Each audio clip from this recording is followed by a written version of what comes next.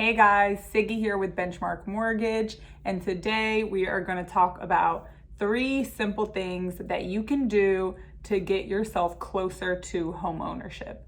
So even if you don't think that you're ready, these are 3 simple steps that you can take to get yourself closer to that goal. Okay, so the first one is to get pre-approved through a mortgage lender. Now, even if you don't think you are ready, this is an important step to take because you want to get an idea of where you stand. You'll never know where you stand if you don't talk to a mortgage lender, talk to a professional, someone that can help you and guide you through the process. If you are able to get pre-approved right now, that's great, and your mortgage lender will let you know how much they can pre-approve you for. You'll get an idea of what your monthly payments would be at a certain purchase price, what your cash to close would be at a certain purchase price, and what programs are available to you.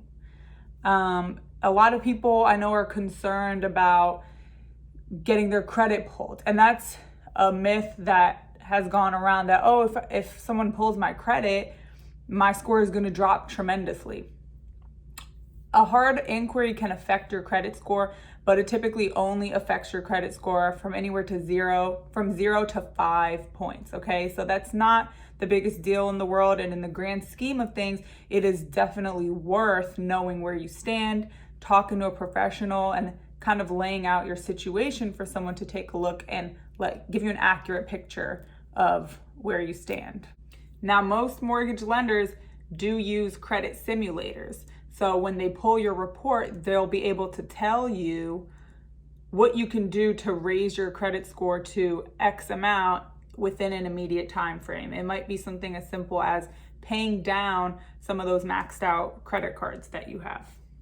Also, you can still get a pre-approval without having any money in the bank. You don't need to have a ton of money saved to get pre-approved.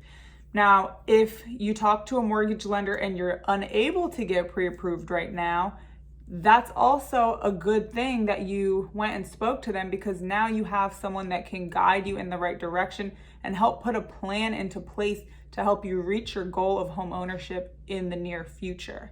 You're never going to know exactly what you need to do to get there until you talk to someone and have someone analyze your situation. So now your lender can say, hey, you don't qualify because your debt to income ratio is a little too high, or your credit is a little too low.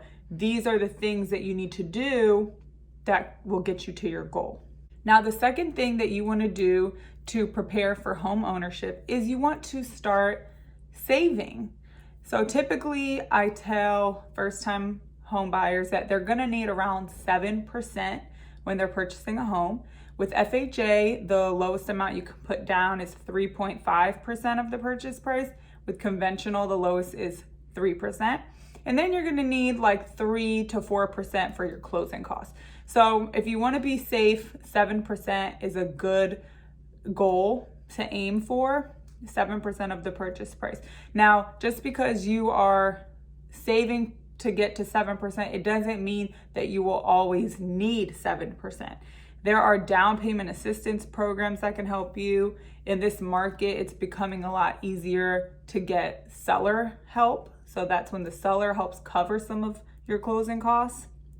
So you won't always need the full 7%, but you can start saving towards that goal.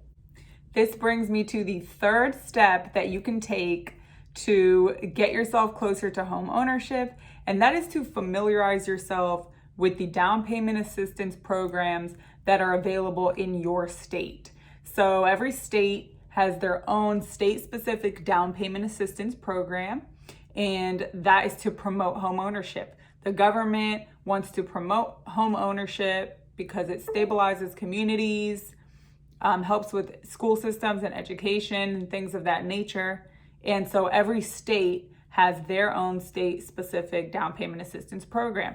You should familiarize yourself with those programs so that when you are getting closer to the time that you purchase, you know what options are available to you, and you know how much of your down payment and closing costs you can get covered through these programs what the stipulations are, what the qualifications are, and things of that nature.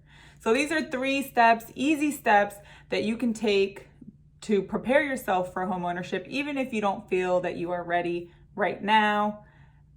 If you guys have any questions, please feel free to comment below. But other than that, I hope that this video was helpful.